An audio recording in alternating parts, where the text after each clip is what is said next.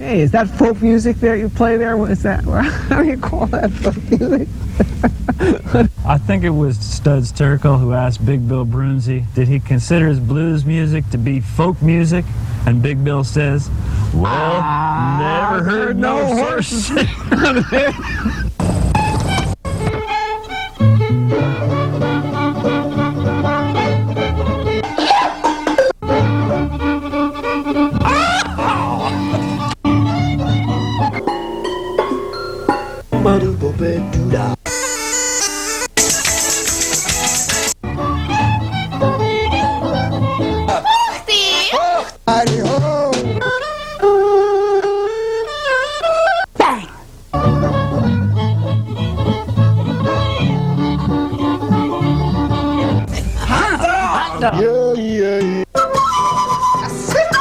Don't hesitate.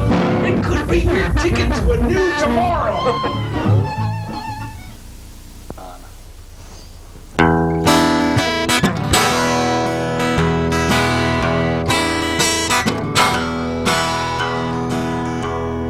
When you love me, you better love me right.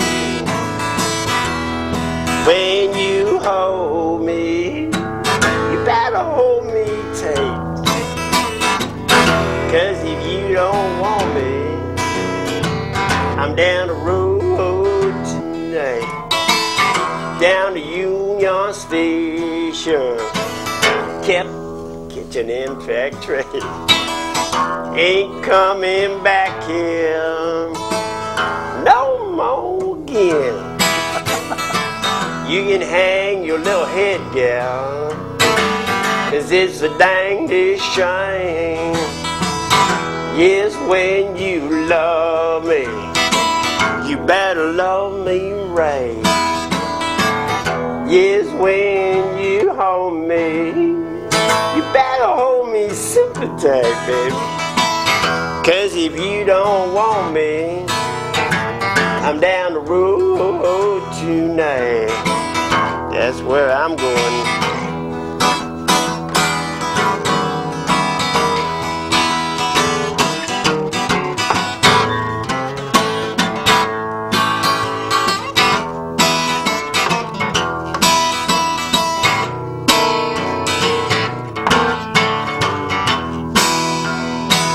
Says to myself, if the gal don't care, ain't no use.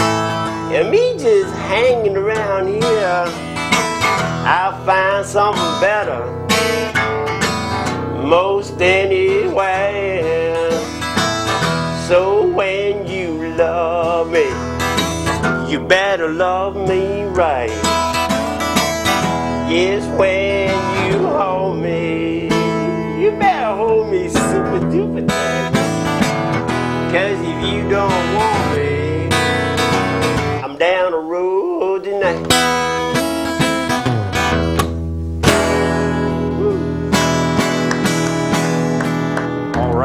All right. Thank you. We're here on a show called Horses Sing None of It. My name is Ralph Litwin, and you've been listening to a man sing about whom Roy Acuff once said, I could listen to him sing all night long. He does a good job, that boy does. And that was when you, I guess, were on WSM during a live performance with Roy Acuff and the Smoky Mountain Boys. And your name is Mark Brine. Welcome to the show, Mark. Nice to have you here. It's great to be here. It truly is. And, of course, we had to pay Roy a lot to say that. No, I'm only kidding. How much did you want? About $25, I bet. No, that's actually that was on the Ernest Tubb record store. Have you ever been down to the in Nashville? Yeah, the jamboree that they have like right after the Opry. Are you familiar with that?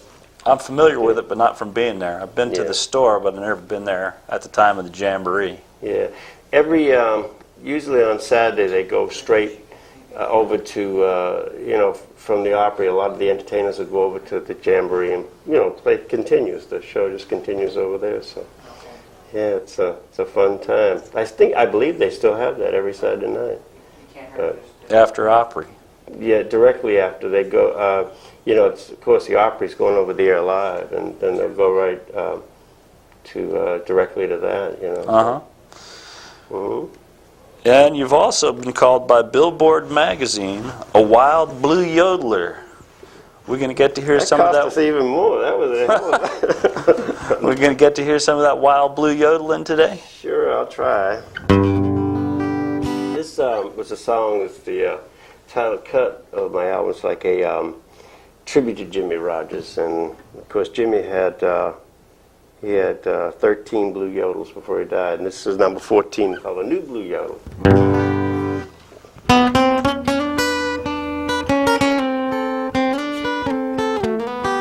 Yodelay, hey, yodelay.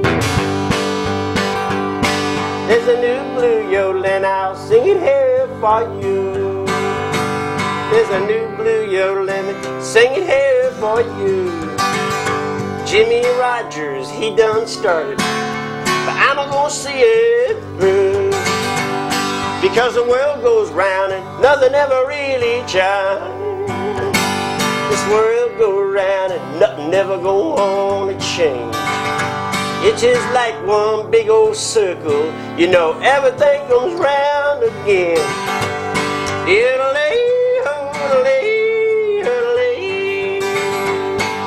The blues been with us ever since the world began.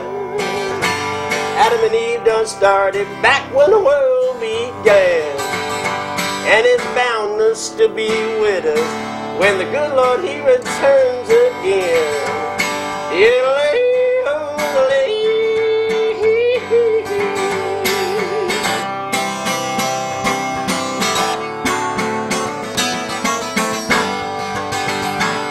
It don't matter where you're from, it's only where you're going to. How can you go forward when you're always looking back at you? Even Jimmy, well, he would tell you, buddy, it's time to look to the new. So here's a new blue yodel and I'll sing it here for you. Here's a new blue yodel and I'll sing it here for you. Jimmie Rodgers, he done started, I know, but I'm gonna see it through.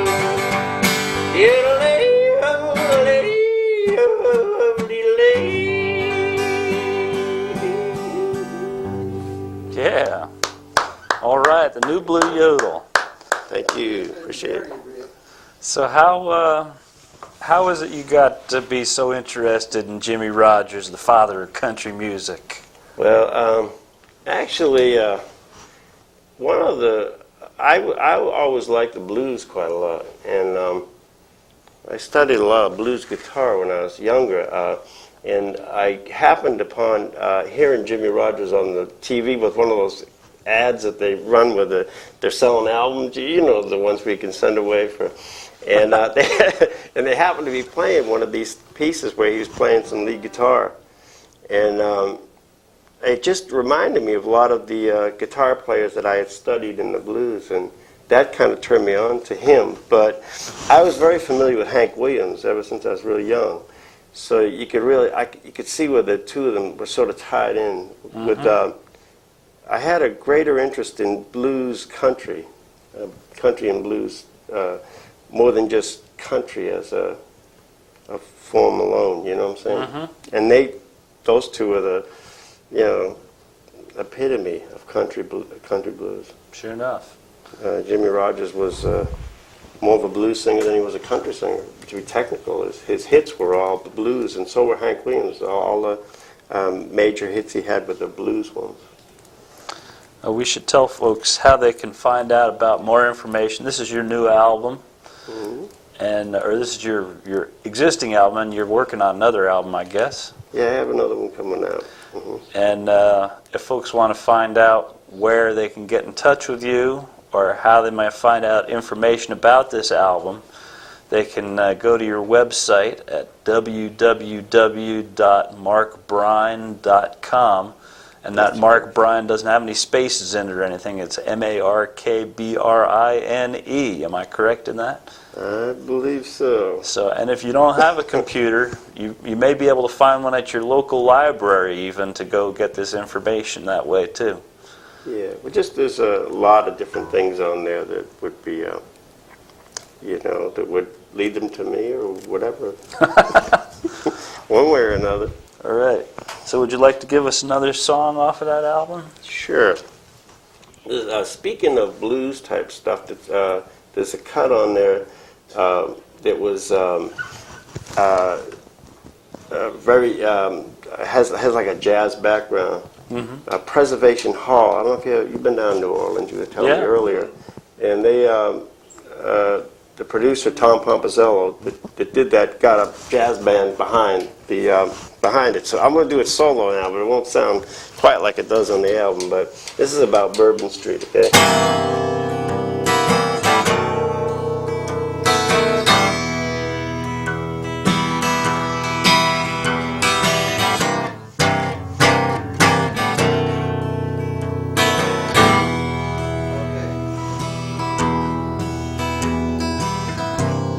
Midday, leaning up against an iron lamppost,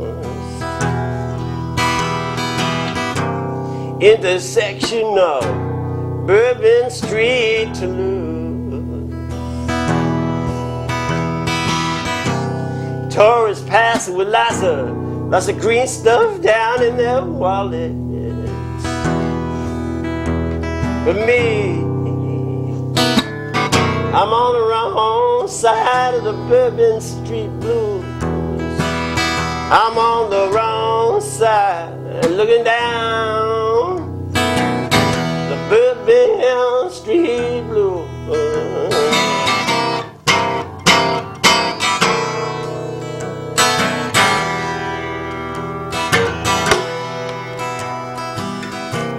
I met Miss Rattlesnake Annie back up Meridian, Mississippi. She tried to warn me, seemed like it just never no use. She said, Mark, you are gonna starve down in Louisiana. You know them people down there, they just ain't heard your kind of news. You are gonna be stranded on the wrong side of the Bourbon Street blues.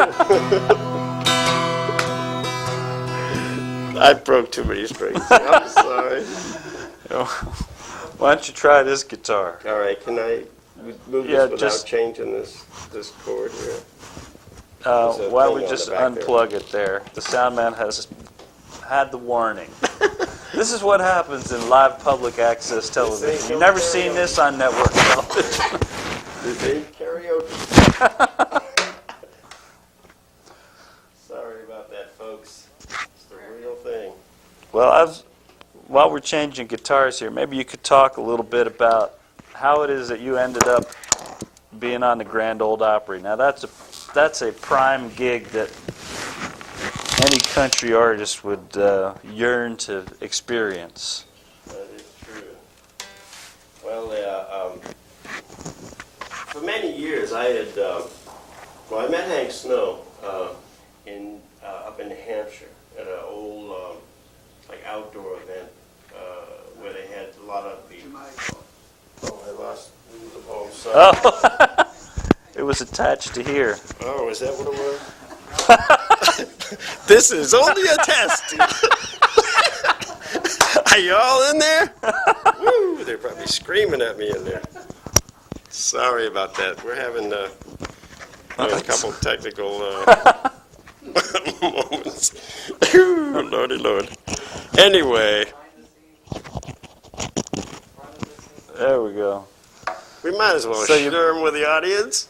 You met Hank Snow. Yeah, well, Up I met in New him Hampshire, years did you ago. say? Yeah, it was a old like outdoor type country place where the old artists used to come, like Ernest Tubb and all them. And I used to go up there and play a lot, and met Hank Snow and a lot of those people. And of course, Hank Snow was I would send him tapes throughout the years, and he'd return calls and things like that, but he never really did much of anything. I sent him that record on a 45. When it first came out, it was released on a 45. You talking about the new Blue Yodel? Yeah, it was initially put out as a 45 record, and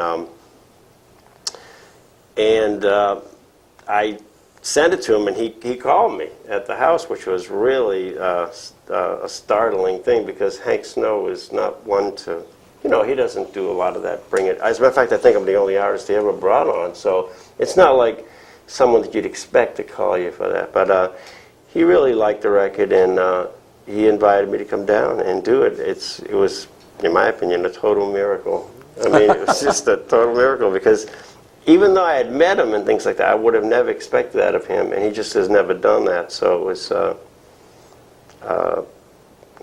people like Ernest Tubb, they were known for doing that, bringing people on or guests and stuff, but,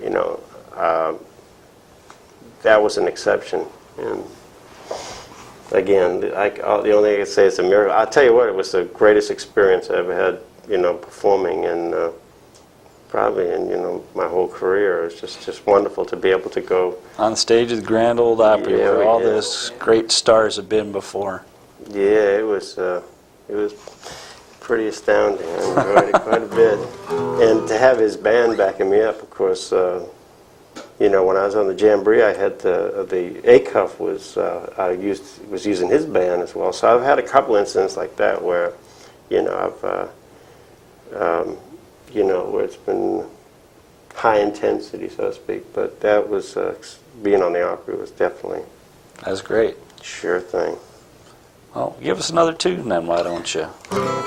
I don't know if I should do the same one. My luck is I'll probably break some more strings on it. So yeah, take it easy on my guitar now. Uh-oh.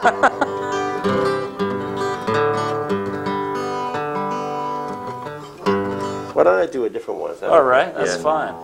Here's a tune that was Louis Armstrong, speaking of New Orleans. If you want to hear the rest of the song, get the album. But this is also on there, and this is New Orleans-oriented type song. There was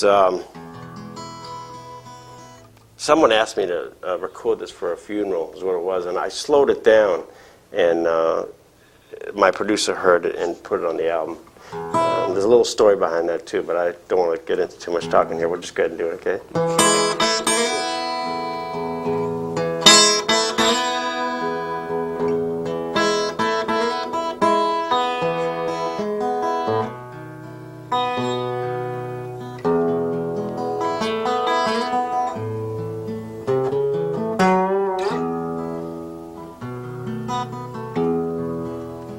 Oh, when the saints go marching in, when the saints go marching in, I sure want to be in that number. When the saints go marching in, oh, when the sun refused to shine, when the sun refused to shine, I sure would like to be in that number. When the sun refused to shine, oh, when the stars have disappeared, when the stars have disappeared, I sure want to be in that number. When the stars have disappeared.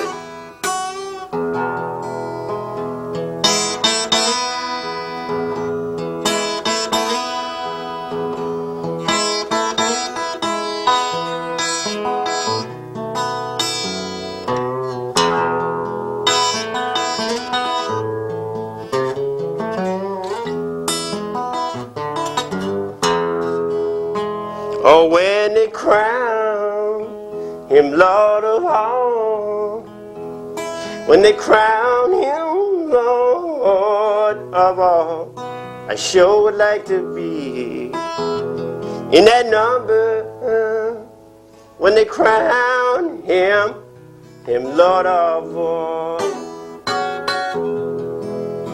Oh, when that day of judgment comes, when the day of judgment comes, I sure want to be in that number when the day of judgment comes.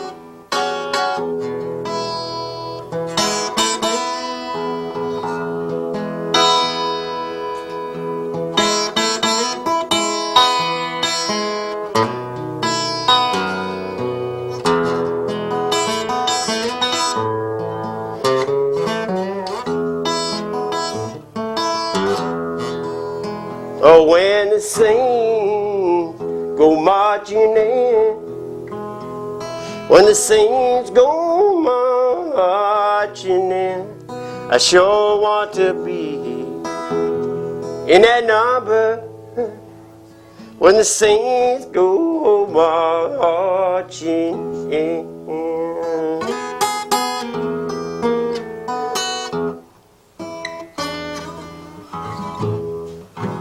Yeah. Thank you. That is a nice version of that. Never heard it done that way before. Yeah, we did a show up in Bethlehem, Connecticut. I don't know if you're familiar with the Abbey of Regina Laudis. No? There was a movie made about it many years ago called Come to the Stable. These two nuns that came here from France. Are you familiar with that? Uh-uh. No. Well, it's a story that Hollywood made about some nuns that were that came from France after World War II, and they had been held by the Nazis. And when Patton went over there, you know, when they invaded, they were freed by Patton and all that, and they came to America to sort of pay us back. So they came here with no money, two nuns, and they made a movie about it. But it was what they did is they found someone that gave them some land, and they're presently running a farm and all that up in Bethlehem, Connecticut. It's but one of the nuns, they have shows up there, and they're connected with a lot of people in the arts and stuff. Go up and do these shows, and we went up to do a show. And one of the nuns was dying of cancer, and the Mother Superior asked me if that was her favorite song, and the Saints Go Marching In. So they asked me if I would do a tape of it to be played at at the funeral, you know, when she died, because they knew she would die soon. And so I taped it and set it up. My producer that did the album, he's tied in, he heard it, so that's how it kind of came to be. He liked it. So we put it on the album, and ironically, that's the one that's got the most airplay, which is strange. But, you know, such is life. But Why not? It's a great song. it is. I think a lot of people have heard that song so many times, but they don't, you know, they don't know the words. They only usually know the chorus of it, you know? So when they get to hear it like that, where they can really hear what the words are, I think that might be of interest. I don't know, but I don't know what the reason. Who knows what the reasons are? I've heard some different verses. I don't remember hearing those verses again that you sang some of. Right. It's just, I don't know. Do you remember where you got those verses from?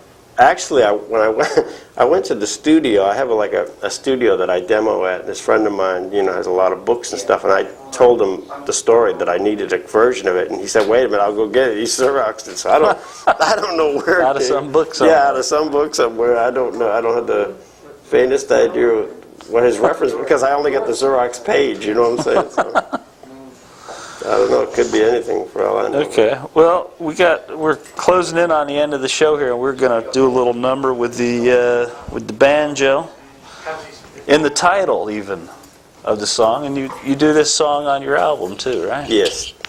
All these that I did, even the broken string one, is on the album. But this song was, of course, written by Stephen Foster. Stephen Foster is my personal favorite songwriter of all time. I think he kind of established what the American folk song should be. Do you think you know a lot about folk music? Would you agree with that? He was sort of the father of it all. Yeah, he sort of was brought a it all. songwriter, but everything that he wrote is considered to be folk music nowadays. That's right.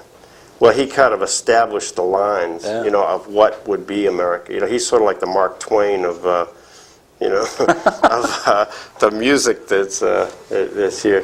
And of course, his main influences again was white and black music. Those were the two main things that he incorporated in his music, which is American music is fundamentally that. Yep. Mixed with a lot of other things. It's been a pleasure to have you on the show, Mark. Thank you, We're going to Ralph. take it out with this. You having me, I really do. And I'm a bit out of tune. Can I take a second? Sure.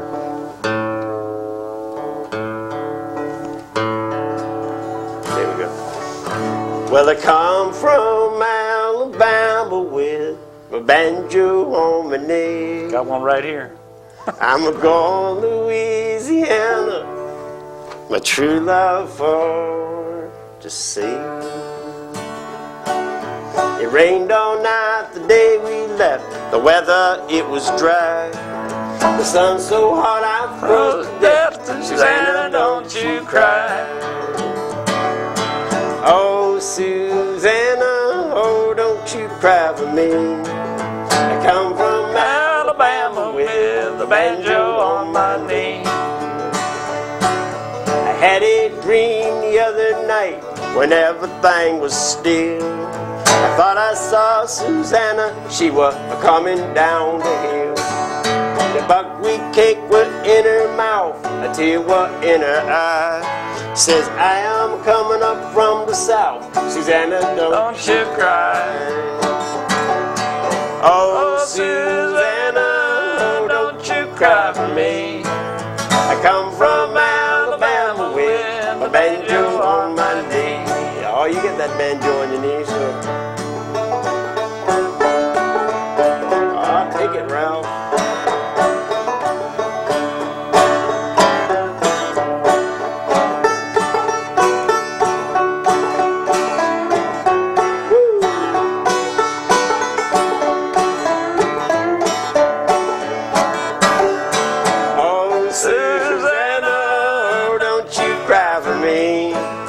Come from Alabama with my banjo on my knee. I soon will be in New Orleans, where I will look around. And when I find Susanna, I'm gonna fall upon the ground. And if I do not find the Lord, you know I'll surely die. And when I'm dead and buried, Susanna, don't you cry. Oh, Susanna, oh, don't you cry for me. I come from Alabama with a banjo on my knee. I'll pick it again, Ralph.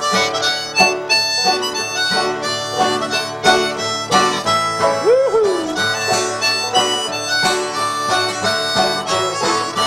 Lord, Lord.